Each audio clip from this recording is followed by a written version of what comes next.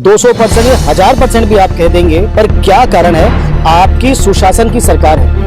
तो क्या आपकी सरकार इतनी सुस्त हो गई है क्या कि आपकी सरकार में अधिकारी काम नहीं कर पा रहे हैं? कलेक्टर अब तक जांच को आगे नहीं बढ़ा पाए हैं, समिति नहीं बन पाई है। जांच कब होगी? चुनाव आने वाला है, आखिर कब साबित होगा? मैं अपने आरोप पे अडिग हूं और मैं आरोप को उस समय बोलता था 200%, आज बोलता हूं 500%। साबित कर दूंगा कि परियोजना शाखा से लूट हुई है, डकैती हुई है। इस साबित करने की क्षमता मेरे अंदर है। 15 दिन की बात हुई थी।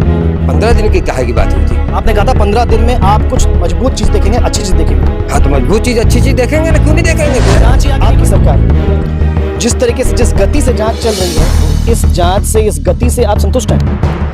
अब असंतुष्ट हूँ।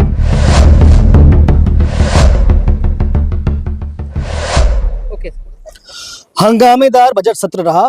5वां साल था, अंतिम बजट सत्र था, पर यह सत्र जहां पर एक सार्थक चर्चा चल रही थी, विभिन्न प्रकार के आरोप भाजपा के पार्षद लगा रहे थे, पर अचानक में ऐसा कुछ हुआ कि ये पूरा बजट सत्र अचानक में समाप्त हो गया। कुछ हल नहीं निकल पाया। पर इस पूरे सत्र के बीच में फिर से वो आरोप कि अगर मेरे लगाए गए आरोप सिद्ध नहीं होंगे तो मैं अपनी पार्षदी छोड़ दूंगा। संतोष मौर्य जी फिर खड़े हुए और फिर से आरोप लगाया कि आखिर जांच का क्या हुआ। हमारे साथ में संतोष मौर्य जी हैं। आखिर 4 महीने से अब तक कहां तक जांच पहुंची है?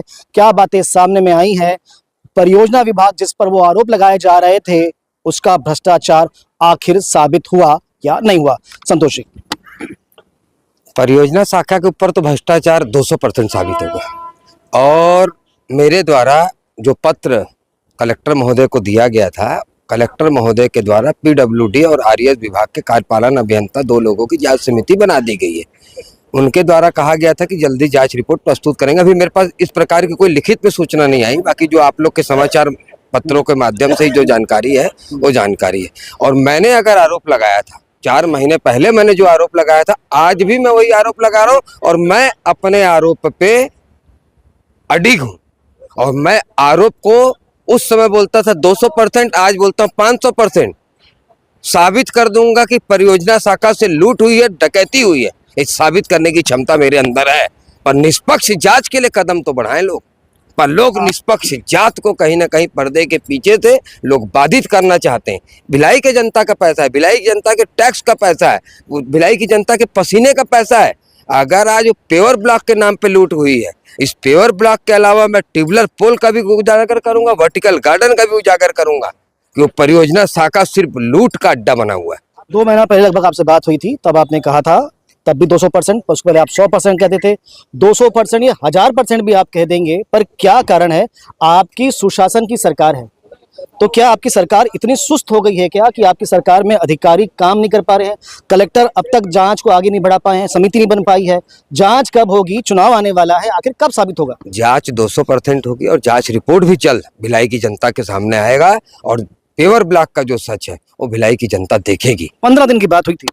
15 दिन की काहे की बात हुई थी? आपने कहा था 15 दिन में आप कुछ मजबूत चीज देखेंगे, अच्छी चीज देखेंगे। हाँ, तो मजबूत चीज अच्छी चीज देखेंगे ना, क्यों नहीं देखेंगे? जांच ही आगे नहीं बढ़ रही है। जांच बढ़ेगी आगे, बिल्कुल बढ़ेगी आगे जांच।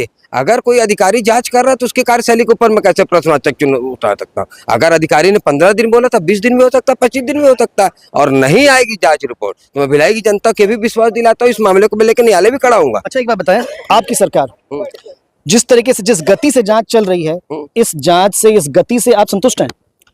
अब असंतुष्ट हूँ, पर मैं इसके लिए अपनी सरकार को दोषी नहीं ठहरा सकता ना। इसके लिए कुछ जिम्मेदार अधिकारी ही दोषी हो सकते हैं, हमारी सरकार दोषी नहीं हो सकती। हमने एक भारतीय जनता पार्टी के पार्षद और भिलाई की जनता के जनप्रतिनिधि होने के कारण हमने भिलाई की जनता की आवाज बनकर एक मुद्दा उठाया था कि पेवर ब्लॉक के मामले में लूट हुई है, डकैती हुई है। और आज भी हम उस बात पे कायम है। अगर कोई जांच कर रहा है, कोई अधिकारी, उस जांच का इंतजार कर लेते हैं। अधिकारी मतलब ठीक काम नहीं कर रहे हैं। अब अधिकारी की कार्यशैली के ऊपर तो मैं प्रश्नवाचक चिन्ह लगा सकता हूँ। जो जांच रिपोर्ट उनको प्रस्तुत करना चाहिए, जिनको भिलाई आना चाहिए, पीडब्ल्यूडी दुर्ग के कार्यपालन अभियंता है, आरएस विभाग के कार्यपालन अभियंता है, उनको आना चाहिए। और खैर अधिकारियों के पास कार्यपालन अभियंता स्वाभाविक है कि और भी काम होते होंगे, अकेला मेरा काम है नहीं उनके पास। मंत्री जी से शिकायत करेंगे? मंत्री जी से बिल्कुल इस मामले में संबंध में चर्चा हो चुकी है। मेरा पत्र भी उनके द्वारा पोस्ट के माध्यम से प्रेषित किया गया था। उनके द्वारा बिल्कुल जांच में सहयोग करने का आश्वासन दिया गया है। तो बस आश्वासन मिल रहा है या कार्रवाई भी होगी ना। भिलाई की जनता, मैं आपको चैनल के माध्यम से भिलाई की जनता को विश्वास दिलाता हूँ कि 200% कार्रवाई होगी। कुछ डेडलाइन देंगे? नहीं, डेडलाइन कैसे दे सकता हूँ, पर यह है कि मेरे कार्यकाल में आपको देखने के लिए मिलेगा सच। तो ये संतोष मौर्य जी हैं, आरोप अभी भी लगा रहे हैं और ये भी कह रहे हैं कि 200 नहीं 400% आरोप सही है, परियोजना विभाग में भ्रष्टाचार है। पर फिर वही बात, आखिर केवल आरोप कब तक चलते रहेंगे, जांच कब सामने में आएगी और ये आरोप सिद्ध कब होंगे, या केवल ये आरोप ही रह जाएंगे, कुछ साबित नहीं होगा। क्योंकि इस साल के अंत में चुनाव होने वाले हैं, नवंबर के अंत तक यहाँ पे आचार संहिता भी लागू हो जाएगी। देखना ही होगा आगे क्या होता है। फिलहाल इस खबर में इतना ही। खबरों के लिए बने रहें 10 खबर के साथ। धन्यवाद।